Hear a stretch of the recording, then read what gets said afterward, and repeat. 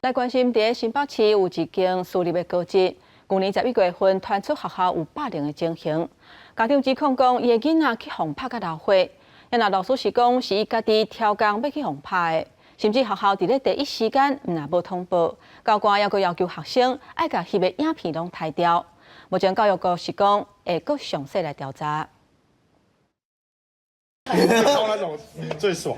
较矮查甫同学摕卫生纸卷，动作看起来真笑真样。想要踢到较悬的查甫同学的喙内底，互撒开了后，双方以持对答。边仔同学是咧看闹热，伊伫咧发火发休。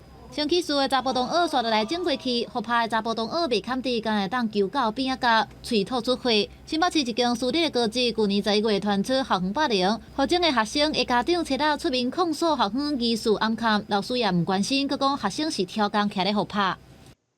教官有说，他主动跟我提到说，他有叫班上的同学删影片。我问说，这都是证据啊，为什么要删？那教官回我说，这个会影响学校的校誉。硬要把这一个卷轴往你嘴巴塞，你要不要打？怎么会是我自我保护变成是我出手出拳？这个是完全是在背离这个事实的原貌。家长指控老师咧保护拍人的学生，相片当看到受伤的学生，伊的目尾甲喙皮拢肿起来，腿甲腰也拢有乌青，必须爱食爱困药才会当困去。双方家长调解破局，家长决定提告伤害罪，也质疑校方是安怎无第一时间通报校安。我们也没有去延迟通报，我们基本上第一时间点，我们是把它当作2个学生互殴，这2个学生彼此都有动手，教官第一时间也是把学生找来问。